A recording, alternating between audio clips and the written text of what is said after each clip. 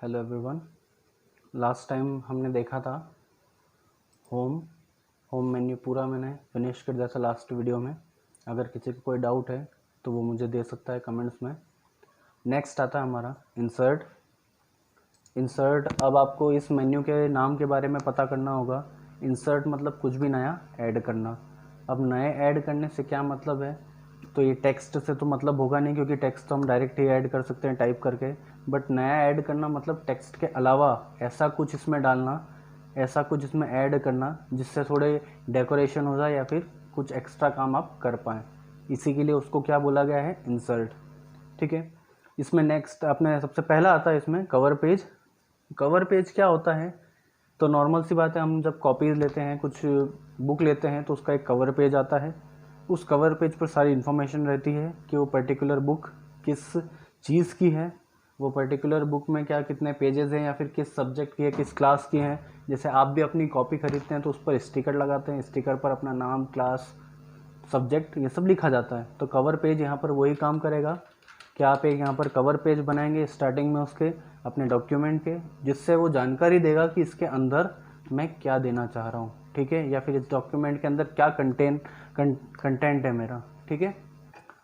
Cover page में गए, यहाँ पर आपके पास इनबिल्ट बहुत सारे कवर पेज मिलेंगे आपको, जो आपको लगता है वो आप ले सकते हैं। मैं ब्लैक वाला लेता हूँ, पज़ल।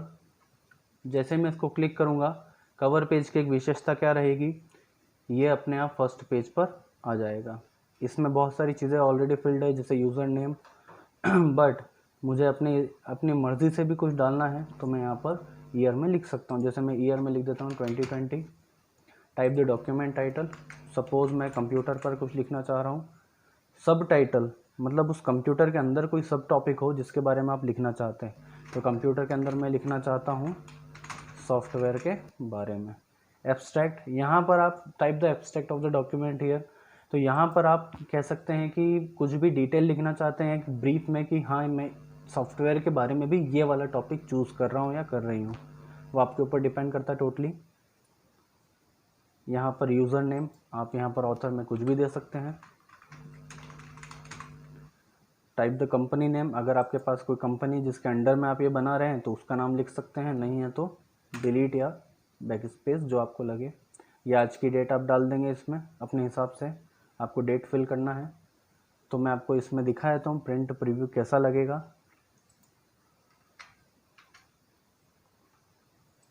ये रहा हमारा कवर पेज और ये रहा नेक्स्ट पेज। इसको जूम आउट कर लेते हैं थोड़ा। ये हमारा फर्स्ट कवर पेज रहेगा और इसके अलावा ये दोनों पेजेस इसमें ऐड हैं।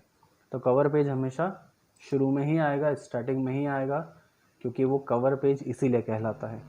अब आपको लग रहा है कि इतनी देर से कंटेंट डिलीट कर रहे हैं, बट अब कवर कैसे डिलीट करेंगे, तो कोई चिंता वाली बात नहीं है। कवर पेज में ही यहाँ पर रिमूव करंट कवर पेज, इससे क्या होगा, सीधा आपका कवर पेज एक तरह से डिसअपियर हो जाएगा, गायब हो जाएगा, या यूँ कह लीजिए डिलीट हो जाएगा। अब नेक्स्ट पर आते हैं, ब्लैंक पेज। इसके बाद वाला ऑप्शन पेज ब्रेक और ब्लैंक पेज, इसमें बहुत लोग इन ऑप्शंस को सेम समझते हैं, बट ये सेम नहीं है, इनमें बहुत बड़ा डिफरेंस है। क्या डिफरेंस रहता है इनमें, तो मैं आपको करके बताता हूँ। ब्लैंक पेज में बहुत लोग क्या करते हैं कि यहाँ लास्ट में क्लिक करते हैं और ब्लैंक पेज पर क्लिक कर देते हैं। उससे क्या होता है कि नया पेज ऐड हो जाता है, और फिर पेज ब्रेक में भी वही ऑपरेशन करते हैं और उससे भी एक नया पेज आ जाता है। तो सब समझते हैं कि नहीं ये तो सेम ऑप्शन हो गया, ऐसा नहीं है। आपको इन दोनों ऑप्शन में मैं फ़र्क बताने के लिए थोड़ा जूम आउट कर देता हूँ। जूम आउट करेंगे तो हमें यहाँ पर दिख जाएगा थोड़ा छोटे अक्षरों में, तो मैं इसको बता देता हूँ। ब्लैंक पेज क्या करता है, तो मेरा कर्सर अभी यहाँ पर है यू पर, इसको मैं पहले जूम कर देता हूँ। मेरा कर्सर यहाँ पर है अभी यू पर, ठीक है। सेकंड वाला जो पैराग्राफ है, इसे फिर से जूम आउट कर देता हूँ थोड़ा। इस सेकंड वाले पैराग्राफ पर मेरा कर्सर है। जैसे ही मैंने ब्लैंक पेज ऑप्शन को रन करा, वैसे ही क्या होगा, मेरा मैटर यहाँ से हटा, एक ब्लैंक पेज बीच में आया, और मेरा जो मैटर था कर्सर के बाद का, वो कहाँ चला गया, थर्ड पेज पर। मतलब ब्लैंक पेज क्या करता है, तो जहाँ पे आपका कर्सर रखा है वहाँ से एक ब्लैंक पेज देता है बनाकर, और अगर उस कर्सर के बाद कोई मैटर है तो उसको अगले पेज पर शिफ्ट कर देता है। मतलब ओवरऑल आपके रखे हुए कर्सर के बाद एक ब्लैंक पेज जोड़ता है। अब पेज ब्रेक क्या करता है इस जगह पर, अगर मैं यही ऑप्शन अब पेज ब्रेक रन करूँ यहाँ पर, पेज ब्रेक क्या करेगा, मेरे जो भी मैटर है उसको अगले पेज पर लेकर चला जाएगा। बीच में कोई भी ब्लैंक पेज को वो नहीं जोड़ता है पेज ब्रेक। इसीलिए आपको कभी भी इन्हें सेम नहीं समझना है। ब्लैंक पेज आपके ऑपरेशन परफॉर्म करने के बाद उस पर्टिकुलर जगह पर, कर्सर की जगह पर से एक नया पेज जोड़ देता है। पर पेज ब्रेक क्या करता है, कोई पेज नहीं जोड़ता है, बस मैटर को उठाकर कहाँ ले जाता है, नेक्स्ट पेज पर। यूज़ कहाँ आता है, ब्लैंक पेज हम सभी को पता है कि अगर बीच में कोई पेज ब्लैंक लेना हो आपको लग रहा हो कि नहीं सर मैं यहाँ पर मुझे एक एक्स्ट्रा पेज चाहिए, तो ब्लैंक पेज पर क्लिक कर दीजिए, उस जगह पर एक एक्स्ट्रा पेज जुड़ जाएगा बीच में। पेज ब्रेक कहाँ यूज़ में आता है, पेज ब्रेक यूज़ में आता है तो हमने बचपन में बहुत बार ऐसा करा है कि हम कोई लेसन लिख रहे हैं, कोई चैप्टर लिख रहे हैं और वो आधे पेज पर समाप्त हो गया है, तो आपको लगता है कि नहीं अब मुझे अगला चैप्टर तो अगले पेज से स्टार्ट करना है, तो आप क्या करते हैं यहाँ पर पेज ब्रेक ऑप्शन परफॉर्म कर देते हैं। उससे क्या होता है, तो आपका कर्सर सीधा कहीं पर भी रखा हो पूरे पेज पर, वो कहाँ चल जाता है, सीधा अगले पेज पर। यही हम हमारे बचपन में भी करते थे, नया चैप्टर नए पेज से, तो वो पेज हम अधूरा छोड़ देते जो जो पिछला वाला पेज था, बस वही काम यहाँ पर ये भी करेगा। नेक्स्ट आता है टेबल। आपको जहाँ टेबल बनानी है वहाँ पर अपने कर्सर को रखना है और टेबल पर क्लिक करना है। यहाँ पर बना बनाया फॉर्मेट मिलता है आपको, जिसमें आप केवल माउस लेकर जाएंगे, क्लिक नहीं करना है, कोई बटन प्रेस करके नहीं रखना है, केवल माउस को होवर करना है, वहाँ पर ले जाकर अपने माउस को केवल उस जगह पर लेकर जाना है। आपकी जितने बाय जितने की आप टेबल चाहते हैं उतने बाय उतने की टेबल वहाँ पर क्रिएट हो जाएगी अपने आप। मैक्सिमम आप कितनी जा सकते हैं, 10/8 की। बट आपको लग रहा है कि नहीं सर मैं 10/8 तो नहीं, मुझे तो ज़्यादा की चाहिए, 10/8 भी मुझे कम लग रहा है, तो फिर हमारे पास एक ऑप्शन आता है इंसर्ट टेबल। इंसर्ट टेबल में आप अपने जो भी आपको लगता है आपकी रिक्वायरमेंट उस हिसाब से कॉलम या रो दे सकते हैं। कॉलम कहा जाता है जो हमारे खड़े हुए स्तंभ रहते हैं टेबल के अंदर, और रोज़ जो हमारी आड़ी लाइंस रहती हैं उन्हें वर्टिकल कॉलम, हॉरिजॉन्टल रोज़। तो यहाँ पर आप अपने जो भी आपको लगता है, मैं 40/45 की दे देता हूँ, वैसे तो काम नहीं आती किसी को, इसका यूज़ कुछ नहीं होगा आपको क्योंकि इतनी पतली टेबल में आप कुछ लिख तो पाओगे नहीं, बट मैंने बता दिया कि ऐसे बनती है ये और नीचे तक। वेरी वेल, तो ये होती है 45/45 की टेबल। इसमें टेबल में खुद में भी जैसे मैं टेबल बनाता हूँ, क्रिएट करता हूँ, यहाँ पर इसके खुद के दो ऑप्शन खुलते हैं, यहाँ पर डिज़ाइन और लेआउट। ये वैसे नहीं रहते हैं, आप देखेंगे तो व्यू के बाद कुछ नहीं है, लेकिन जैसे मैं टेबल में जाता हूँ यहाँ पर डिज़ाइन और लेआउट नाम के दो ऑप्शन खुलते हैं। इनमें ज़्यादा ऐसा कुछ भारी काम नहीं होता है, लेकिन हाँ बहुत अच्छा काम रहता है इनमें। इनको मैं आगे के वीडियो में बताऊंगा। अभी एक फ्लो में चल रहा है हमारा इंसर्ट, इनके लिए एक अलग से लेक्चर लगेगा दोनों ऑप्शंस के लिए, बहुत काम के ऑप्शन हैं ये। और जब आप टेबल बनाते हैं तो इन ऑप्शन का सबसे ज़्यादा यूज़ होता है। जब हम नेक्स्ट सॉफ्टवेयर पढ़ेंगे एक्सेल, तो ये ऑप्शन आपको वैसे तो अपने आप ही समझ में आ जाएंगे, लेकिन फिर भी मैं इनको समझाने की कोशिश करूँगा। अभी एक फ़्लो में चल रहा है, इसलिए अभी मैं टेबल के आगे बढ़ता हूँ। अगर आपको लगता है कि नहीं आप ट्राई कर सकते हैं तो कोई मुश्किल काम नहीं है, आप लेआउट और डिज़ाइन स्वयं से ट्राई कर लेंगे। कुछ ऐसा भारी काम नहीं है। जैसे मान लीजिए एक कलर हो गया, मैं माउस लेके जाऊँगा, अपने आप कलर अप्लाई हो जाएगा, मुझे खुद ही पता चल जाएगा कि वो क्या कर रहा है, ये कलर अप्लाई हो गया। ऐसे कुछ एक ऑप्शन से जो स्वयं से आप चला सकते हैं, ऐसी कोई दिक्कत नहीं आएगी। नेक्स्ट आता है पिक्चर, नाम से लग रहा है फ़ोटो को ऐड करेगा कोई से। इस पर मैंने क्लिक करा, मेरे पास कुछ एक फ़ोटोज़ हैं, मान लीजिए मैं JC इमेजेस में गया, यहाँ पर मैंने फर्स्ट ऐड को ले लिया, इसकी स्पेलिंग गलत, फर्स्ट ऐड, ये मेरा फ़ोटो ऐड हो गया। एक और बार बता देता हूँ मैं इसकी प्रोसेस। पिक्चर में गए, आपको वहाँ जाना है जहाँ पर आपका फ़ोटो रखा हुआ है।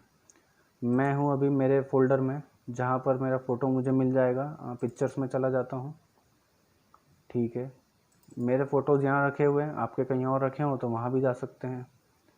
फर्स्ट एड वाला मैंने फ़ोटो लिया तो उसको सिलेक्ट करना है।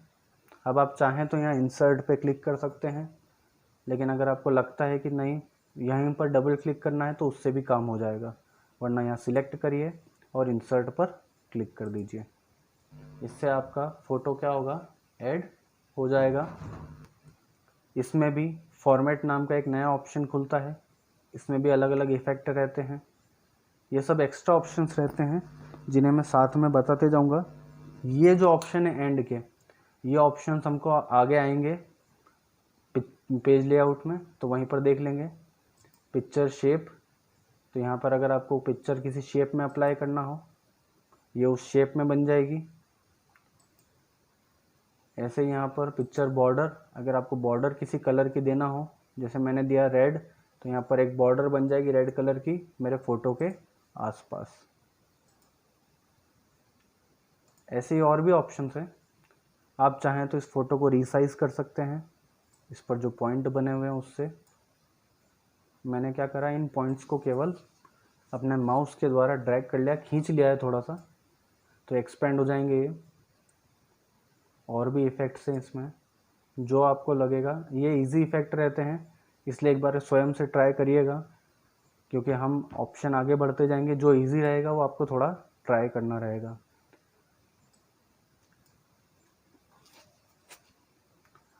अब इस फ़ोटो का अगर मुझे हटाना है तो पहले इसे सिलेक्ट करना होगा, और फिर मेरे कीबोर्ड पर एक बटन होता है डिलीट का, उस डिलीट के बटन को प्रेस करेंगे तो ये मेरा फ़ोटो डिलीट हो जाएगा। अगला आता है क्लिप आर्ट। जब भी आप वर्ड डाउनलोड करते हैं तो वर्ड के साथ में कुछ एक कार्टून्स आते हैं, उन्हें क्या कहा जाता है, क्लिप आर्ट। आपको लग रहा है कि नहीं आपके पास फ़ोटोज़ नहीं है पर्टिकुलर किसी चीज़ या किसी परिस्थिति के लिए। मान लीजिए मैं कंप्यूटर पर कोई टॉपिक लिख रहा हूँ, मेरे पास कंप्यूटर की फ़ोटो नहीं है, तो मैं क्लिप आर्ट पर क्लिक करूँगा। यहाँ पर एक क्लिप आर्ट की विंडो खुलेगी। इसमें या तो मैं चाहूँ तो कुछ सर्च कर सकता हूँ, लेकिन अगर मुझे लगे कि मुझे सारी क्लिप आर्ट देखना है तो मैं ब्लैंक रखूँगा इसको और गो पर क्लिक कर दूँगा। सारी मेरी क्लिप आर्ट्स यहाँ पर शो हो जाएगी। बहुत सारी रहती हैं, आपको जो समझ में आता है वो लेना। मैं यहाँ पर मान लीजिए कंप्यूटर लिख देता हूँ, गो। यहाँ पर कंप्यूटर की क्लिप आर्ट्स आ जाएगी। मुझे मान लीजिए ये वाली लेना है क्लिप आर्ट, तो मैं इस पर क्लिक करूँगा और वो क्लिप आर्ट यहाँ पर अपने आप अपीयर हो जाएगी। ये हो गई अपीयर। अब इसको भी हम रिसाइज कर सकते हैं, इसको भी रोटेट कर सकते हैं, और डिलीट करने की प्रोसेस पूरी सेम है। इसे क्लिक करेंगे और कंप्यूटर पे अपने जो कीबोर्ड पर बटन है डिलीट का, उसे डिलीट कर देंगे। शेप्स, अलग अलग शेप ले सकते हैं, यहाँ पर बहुत सारे शेप्स हैं। मैं स्माइली सिलेक्ट करता हूँ। अब मैंने सिलेक्ट कर लिया है शेप, तो मेरा ये जो कर्सर है, पॉइंटर है सॉरी, ये प्लस के शेप में आ गया है।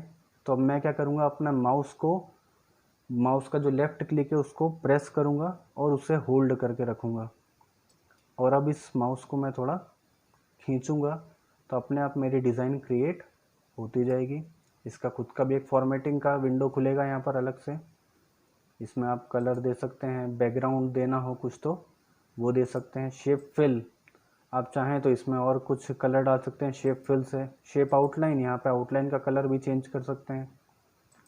ऐसे चेंज शेप, आपको लग रहा है कि नहीं मैंने तो गलत शेप ले लिया, तो आप दूसरा शेप सिलेक्ट कर लीजिए, उसकी जगह पर वो आ जाएगा। नया शेप लेना हो तो यहाँ पर ऑप्शन हमेशा ही खुला रहेगा। इसे भी रिसाइज कर सकते हैं, और इसको भी डिलीट करने की प्रोसेस, इसको सिलेक्ट करेंगे सिंगल क्लिक से और फिर कंप्यूटर के कीबोर्ड पर डिलीट का बटन। नेक्स्ट आता है स्मार्ट आर्ट।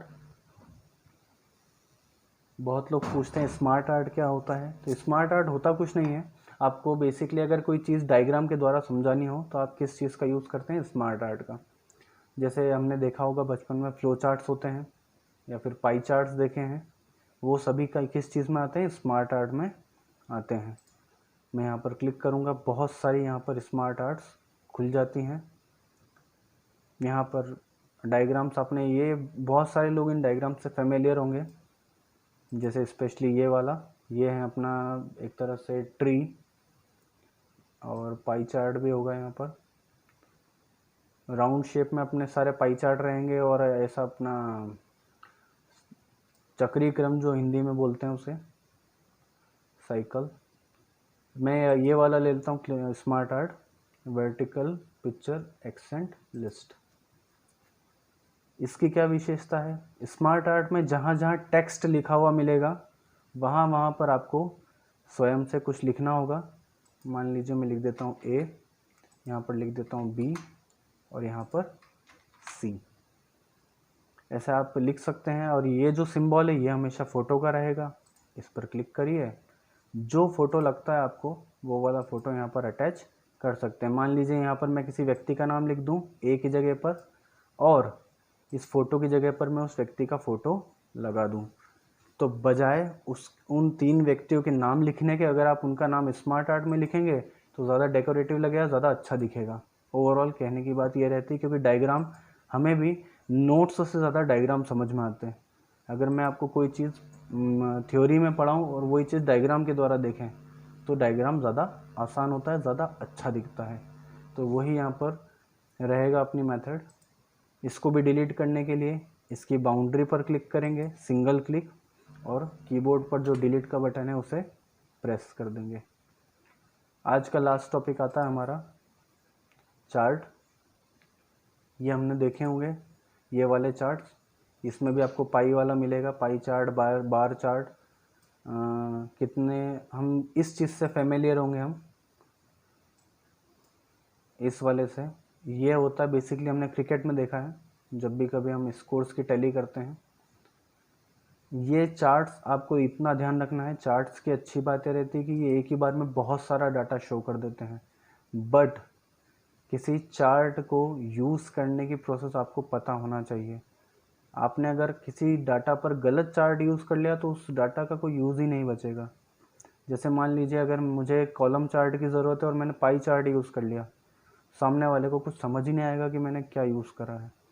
इसीलिए हमेशा चार्ट का चयन सही करें, कौन सा आपको लेना है। मैं कॉलम लेकर बता रहा हूँ, सबसे बेसिक हमने ये देखा हुआ है, आपको लगता है तो आप दूसरा भी ले सकते हैं। पाई चार्ट यूज़ में आता है हमारा परसेंटेज के लिए, 100% के डिस्ट्रीब्यूशन के लिए, कि मान लीजिए आपने 100% कमाया, उसमें 70% इधर, 70% गया घर में, 20% गया बचत में, 10% का आपने ये खरीदा वो खरीदा। पाई चार्ट उसमें यूज़ में आता है। कॉलम में जाते हैं, ओके करा तो अपने आप यहाँ पर कॉलम चार्ट क्रिएट होगा। कॉलम चार्ट को क्रिएट करने के लिए हमेशा एक टेबल की आवश्यकता होती है।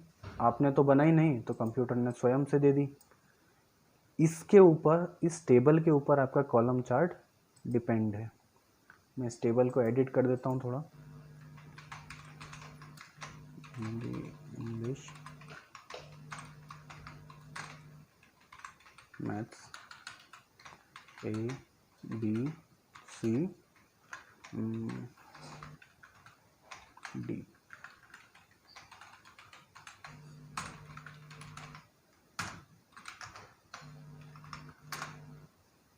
अब देख लेते हैं इस टेबल में, इसमें हिंदी के, जैसे मैंने इस टेबल में एडिट करा वो यहाँ चार्ट में भी एडिट हो गई, क्योंकि ये दोनों कनेक्टेड थी, कंप्यूटर ने कनेक्ट करके दी थी आपको।